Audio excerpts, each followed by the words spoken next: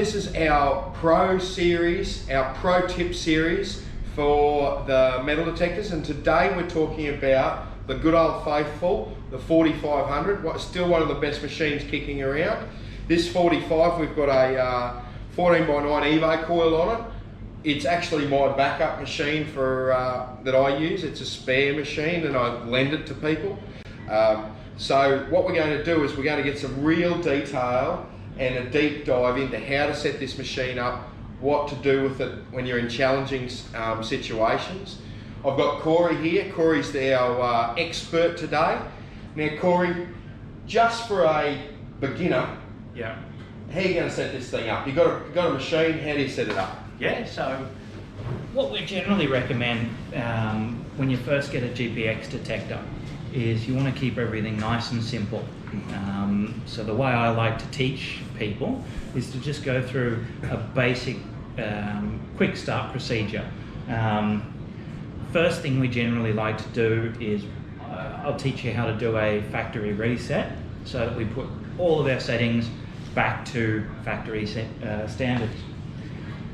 Then I like to get everyone to set the switches to some slightly different positions to what Minelab recommend. We generally like to have it in G for general, E for enhance, F for fixed, and M for mono. Or you can remember the rhyme, gold everywhere for me. I like that, Cory. Gold everywhere for me. See it. Here we go. So that gives you, I feel, the best general purpose setup on your front end. So Cory, let's just jump on as we jump on the back, can you show me how to do a factory reset? Yeah. Treat me as if I'm no good at anything. Okay. So if you come around the back here now. So to do a factory reset on your GPX detectors, instead of just flicking the on and off switch here, we want to depress it and hold it. And if you watch the screen, it will come up here with a reset defaults. We then want to use the select to go down to all settings, and then the settings knob will then reset everything to factory defaults. And as you can hear, being indoors, we're getting a lot of electronic interference. So for this next bit, let's dumb it down so it's not so noisy, certainly. And we'll go through these other settings sort of things. Yeah, so just, you can have a look at this just for interest's sake, but because we're indoors, we want to try and get rid of as much electronic interference as possible. And best way to do that is to adjust our RX gain right down to 1. We will then adjust our stabilizer right down to 1, and then we can go to our manual tune and just scroll through till we can get that threshold just nice and smooth. And that's probably about as good as we're going to get indoors. Yeah. So Cory, we've done the settings on the front of the machine, right? Yep. So the gold everywhere for me, it suits me very well. So then how, obviously we won't be able to do it in here because the machines will kick off with all the electricity and what have you. Yep. So how would you set up the back of the machine? What's your basic settings for the back of the machine? Well, basically, apart from getting the switches right on the front, the next step after that is to get your threshold set properly. It's very important we don't have that too loud or too quiet. Yeah, so the threshold's on the front. Yep. So let's go duck around there and let's have a look at that. Yep. So we've got our threshold knob on the front here, and really we don't want it to be right up here blaring at us, and we don't want it to be totally silent. We want to turn it up just to the point where we can just hear it and it's nice and stable. If it's too loud or too quiet, it's actually going to disguise the sound of very small and very deep targets. So setting your threshold is 100% important. Okay. So then what's your next step? Yep, so after you get your threshold set properly, you want to perform an Autotune, which is the little button just down the bottom here next to your threshold. This is doing essentially what we did in the manual tune section here, but automatically. So it will go through and tune out any electronic interference in the area automatically. So with that, I've heard two different things with the Autotune. Yeah. In that some people say if you're in an area that's got some electrical interference, or you suspect it's got electrical interference, Yeah. you hold the machine up, Yeah. and that's the Minelab recommendation. Yeah. I've also heard the school of thought where if there's no electrical interference, you put the coil on the ground Yeah. to perform the Autotune. Yes. Do you have any thoughts on that, or because Yeah. there's often that's a bit of a debate there? Yeah, well, essentially it really doesn't make any difference whatsoever. Yeah. However, I sort of utilize a hybrid method, which is essentially holding the machine up, doing a 360-degree turnaround to hear if there's any noise coming from one particular direction. If there is, I'll then put the detector down on the ground and perform the noise cancel. Yeah. My rationale is you don't have interference, or you're not detecting 3 foot in the Yeah. air with your coil. Yeah. It's on the ground when Yeah. you're detecting. That's exactly right. And that way you get best of both worlds. Yeah. Right, so Autotune, threshold, smashed out. Yeah. So then, Yeah. next step is probably ground balance, I suppose. Next step is your ground balance. So because we have our switch on fixed ground balance here, to ground balance the detector, we need to press and hold the green button on the handle. So let's just delve into that a little bit. Yep. So that green button on the handle Yeah. is the opposite of what that switch is. Yes. So that's the automatic switch it back Yeah, to the other thing. Exactly. Yeah. So if we're in fixed on the front switch, Yeah. when we press this button, it puts the detector into a state of very fast automatic ground balance. Yeah. And when we let go, it stops. It goes back to fixed. Yeah, it goes back to fixed. If we have the switch on the front in tracking mode, we tap the green button and it puts the machine into a very fast automatic ground balance. Yeah, yeah. But yeah, essentially press and hold because we're running in fixed. Fixed. And really that's how everyone Yes. should be running it in. Yes. Fixed. To Push the button. To my train of thought, running in fixed is always best, because if you have a very tiny or very deep target and you sweep repeatedly over it, You don't in want to track it tracking, out. Exactly, you could track it out. Yeah. But in fixed, it's Yeah. got to do it manually, but it's worth it. Yeah. You're not going to So- lose anything. Let's talk. We had a conversation today actually Yeah. about tone, Yeah. right? And this is sort of something you got to test for yourself a little bit, Yes. isn't it? So just explain tone to us. There's a setting on the machine called tone. Let's just explain tone to us, Corey. So maybe if we get the camera around the back, I'll see if we can find our tone setting. So essentially we've got a setting called audio tone. Now this has realistically zero impact on the machine's ability to see targets. However, it's real important to set this tone to what your hearing level is. So some people like myself, being a musician and 20 years of playing a very loud musical instrument, I've lost a lot of my high-pitch hearing ability. So I can hear better when I turn the tone down low. Yeah. Whereas some people that maybe work in machine shops or have a lot of industrial noise around them, they might have lost a lot of their low-pitch hearing, and they'll benefit by having a higher tone. Yeah. And the way I teach people to set your tone is to just start in the middle, start turning it up and up and up. If it sounds like it's getting louder to you, simply go back the other way and turn it down and down and down. And just stop when it sounds like it's loudest to you. It won't actually be any louder at all, but that will be putting it into your personal hearing range. And well, personally, I like to run it right down low. Yes. Because of probably the damage to my hearing. Yes. And people who have got different sort of damage to the hearing, everyone's got damage to their hearing, of course. Yeah. You get a bit of age about. So some people might have different damage to their Yes, hearing, and exactly. they run it high, sort of thing. Exactly. So it doesn't affect the machine. No. So is there anything else you would run there? Is that your basic setup go Detector. Exactly. To me, that's your main critical startup points, particularly if you're a beginner. Follow that, go detecting. Yeah. What we've got here is a good balance between really good sensitivity to tiny targets, whilst having good depth on big targets, and a nice smooth running detector. Yeah. After that, there's a few things we can do just to squeeze a little bit more performance out. So, let's talk about getting a bit more performance out. This is where our sort of pro tip comes in a bit. Yep.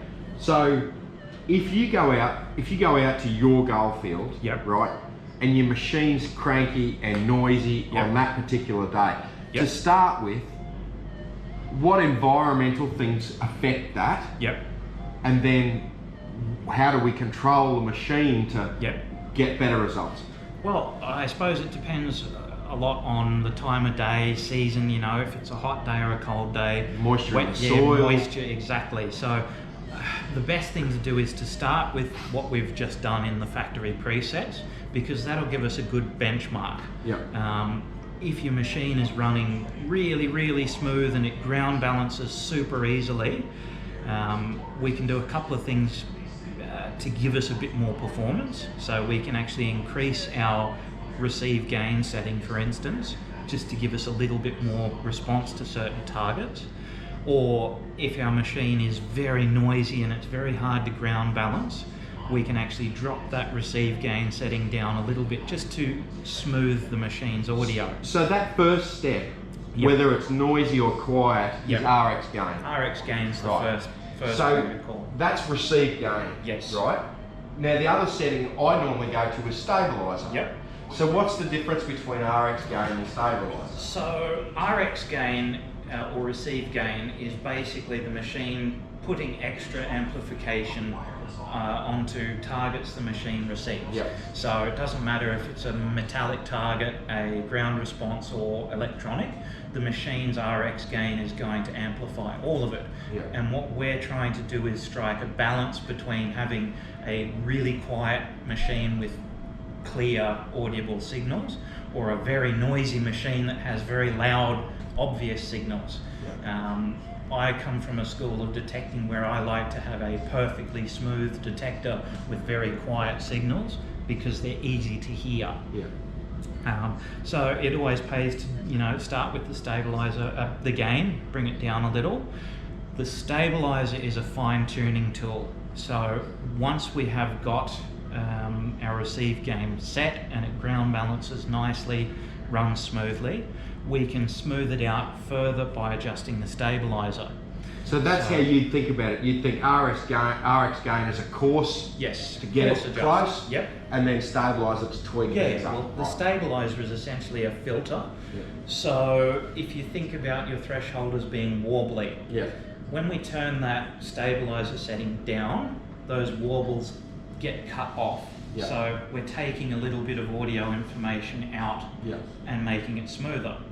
Whereas, so when you're patch hunting, for instance, you don't want to listen to all the whispers, you want to just listen to obvious targets. So you want a nice quiet machine that you can move very quickly with.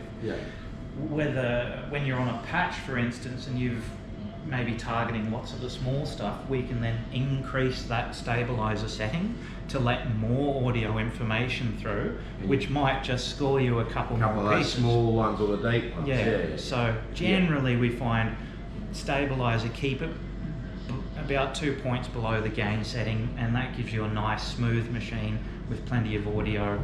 So stabilizer 2 points below the RX gain, and that gives you a nice balance in the machine. So then once you let's talk about once you got when you're on a bit of gold, right? How would you then? What would you do with the machine then to make sure you've got all that gold out of that area? What are your steps? So basically, the idea is to try and get as much as you can out with factory default settings and a minor adjustment of your gain and stabilizer. And that may involve running slightly different settings a couple of times over that patch. Exactly. It always pays to go over the patch at least 2 or 3 times from different directions, different angles, things like that. But following on from that, once you start not finding gold on your patch, you can then maybe put a smaller coil on, so maybe one of the 6x8 Sadie coils. And then again, we can increase our gain and maybe increase the stabilizer a bit, possibly even put it into sensitive smooth on the front of the front switch. panel. And that will just give us a big boost on the real small bits of gold. They'll produce a nice crisp response by doing that. And again, once you've gotten all of that tiny stuff, you can then stick a bigger coil, like a 19-inch nugget finder on the end of it, and then possibly flick it into the deep setting on the front, which is just a set of default settings to increase your performance on deeper targets. And I suppose this is the advantage of the GPX series, is you can put a different coil on, switch the settings over and get different timings in it, sort of thing. Exactly. So, really, when you're just beginning, it's best not to fiddle with things too much until you start finding gold in multiple places. And that's when playing with settings will help you get a little bit more. And then you can up your gain and up your stabilizer a little bit, possibly even switch to special and use the special smooth timing just to give us a performance boost on tiny targets. And those little Sadie coils are cracking for that. You know, they're not something you go wandering in the bush with, but they are, for cleaning up stuff, they are sensational, sort of thing. And then I suppose with all the settings, you can tweak the settings just to get a different effect on the ground, I suppose, once you... exactly right. And then what do you do? Big, I suppose? After that, once you're confident that you can't get any more small stuff, swap over to something like a big 19-inch That's a giant coil, that one there. It's a good size. And then what you could do, particularly as a beginner, is switch the detector here onto deep on the front switch. And deep is just a set of factory preset settings to boost up larger, deeper targets. So when we talk about GPX, for instance, my opinion is that to do the machine justice, it's a 3-coil machine. Like, it's a middle of the road. The general day-to-day, like that 14x6 or a 12-inch round Evo is a quality coil. And then smaller and larger. So that's the 45. The other thing you can do to it too is throw a booster on it. Now, a booster will enhance those signals so you can run that threshold a little bit lower. When using a booster, what I like to do is turn the booster up as loud as you possibly can.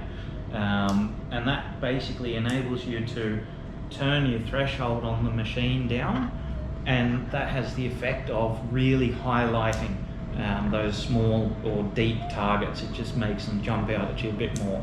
So boosters can be indispensable when you get right into it. Now, just while we're here, how I've set this machine up, for instance, I am a little bit spoilt by using a wireless machine. So I've set this machine up as a wireless machine, so the battery doesn't sit on the back of my harness. The battery, this is a case that the battery sits in the side. I then run a booster and a speaker. I find that works very well. And that means I've only got the clip onto the harness to support the machine. Where's that clip there? So that clips onto my harness, and I'm not attached to the machine in any way, shape or form. It's just that clip. So I like running it wireless. Makes life so much easier to dig a hole and what have you. Well, Cory, thanks very much for having a chat about this. Of course, these settings, and this is why we've got this here, these settings are available in the shop if you want to call in and pick one up. And that's how we like to run the 45. Thanks very much, guys. If you've got any questions, don't forget our daylight helpline. Feel free to give us that ring on that any time during while the sun's up. The number will be right here. Okay, guys. Thanks very much. See you later.